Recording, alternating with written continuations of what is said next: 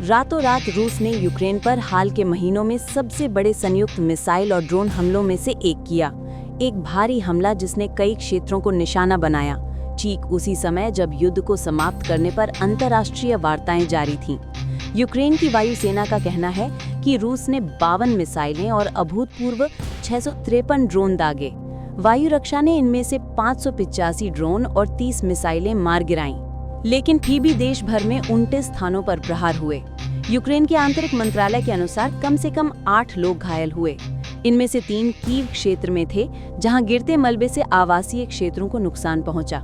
Drone गतिविधि पश्चिमी शहर लवीव तक देखी गई, जो हमलों की व्यापकता दर्शाती है। चेर्निहिव ओब्लास्ट में अधिकारियों ने बताया कि रूसी ड्रोन ने एक स्थानीय उद्योग, अहम ढांचे और ऊर्जा प्रतिष्ठानों को निशाना बनाया। कई बस्तियों में कुछ समय के लिए बिजली चली गई, हालांकि सुबह तक आपूर्ति बहाल कर दी गई। कीव के दक्षिण पश्चिम में स्थित शहर फास्तेव में भी रात भर धमाके सुने गए। ये 24 घंटे में उच्च क्षेत्र पर दूसरा बड़ा हमला था। यूक्रेन के राष्ट्रीय ऊर्जा संचालक यूक्रेनेर्गो ने कहा कि हमलों का लक्ष्य साफ तौर पर बिजली घरों और ऊर्जा ग्रिड को नुकसान पहुंचाना था। वो रणनीति जिसे कीव रूस का सर्दियों में देश की ऊर्जा क्षमता कमजोर करने का प्रयास बता रहा है। सबसे चिंताजनक घटनाओं में से एक जापोरिजिया परमाणु ऊर्जा संयंत्र में हुई, जो यूरोप का सबसे बड़ा है। हमलों के बाद कुछ समय के लिए संयंत्र की बाहरी बिजली आपूर्ति पूरी तरह कट गई।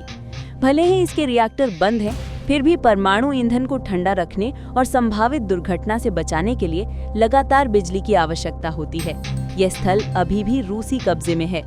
राष्ट्रपति वोलोदिमीर ज़ेलेंस्की ने कहा कि रूस ने ऊर्जा ढांचे पर भारी फोकस किया और पुष्टि की कि एक ड्रोन हमले ने फास्तिव के रेलवे स्टेशन को नष्ट कर दिया, जिससे क्षेत्र में परिवहन मार्ग प्रभावित हुए। ये बढ़ता हमला उस समय हुआ जब यूक्रेनी अधिकारी फ्लोरिडा में अमेरिकी राष्ट्रपति निर्वाचित डोनाल्ड ट्रंप के सलाहकारों से मिल रहे थे, जहां युद्ध के बाद की सुरक्षा ढांचे की संभावनाओं पर चर्चा हो रही है। ज़ेलेंस्की ने कहा कि उन्हें इन वार्ताओं की जानकारी दी गई है और यूक्रेन सच्चे अर्थों में शांति चाहता है।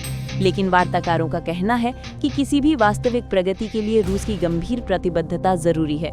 इसी बीच ब्रिटेन, फ्रांस और जर्मनी के नेता भी सोमवार को लंदन में ज़ेलेंस्की से मिलने वाले हैं, जहां कूटनीतिक प्रयास जमीनी हमलों के बीच जारी रहेंगे।